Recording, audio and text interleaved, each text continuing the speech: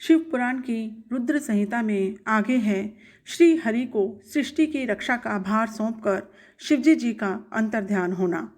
परमेश्वर शिव बोले, उत्तम व्रत का पालन करने वाले हरे विष्णु, अब तुम मेरी दूसरी आज्ञा सुनो। उसका पालन करने से तुम सदा समस्त लोकों में माननीय और पूजनीय बने रहोगे।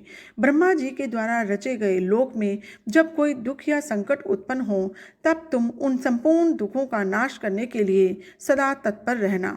तुम्हारे संपूर्ण दुस्सह कार्यों से मैं तुम्हारी सहायता करूंगा।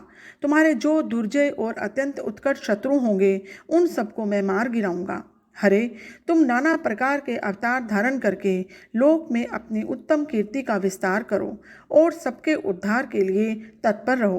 तुम रुद्र के ध्येय हो और रुद्र तुम्हारे ध्येय हैं।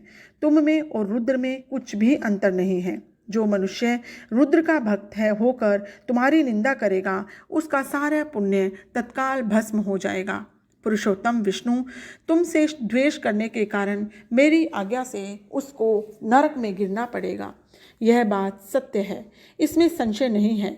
तुम इस लोक में मनुष्यों के लिए विशेषतः भोग और मोक्ष प्रदान करने वाले और भक्तों के ध्येय तथा पूज्य होकर प्राणियों का निग्रह और अनुग्रह करो। ऐसा कहकर भगवान शिव ने मेरा हाथ पकड़ लिया और श्री विष्णु को सौंपकर उनसे कहा, तुम संकट के समय सदा इनकी सहायता करते रहना।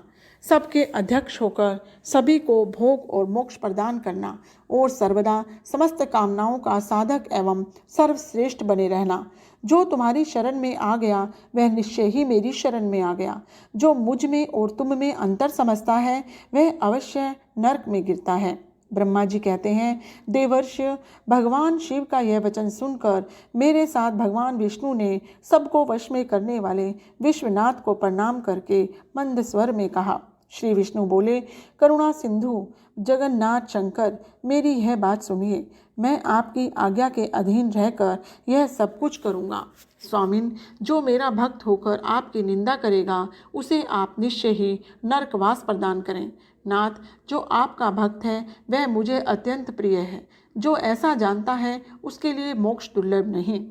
श्री हरि का यह कथन सुनकर दुख हारी हरने वाले उनकी बात का अनुमोदन किया और नाना प्रकार के धर्मों का उपदेश देकर हम दोनों के हित की इच्छा से हमें अनेक प्रकार के वर दिए। इसके बाद भक्त वत्सल भगवान शंभु कृपा पूर्वक हमारी ओर देखकर हम दोनों के देखते ही देखते सहसा वहीं अंतर्ध्यान हो गए।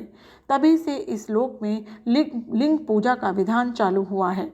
लिंग में प्रतिष्ठित भगवान शिव भोग और मोक्ष देने वाले हैं।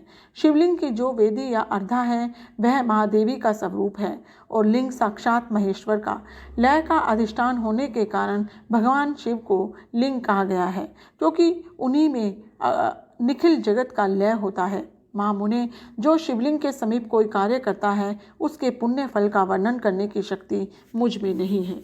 ओम नमः शिवाय।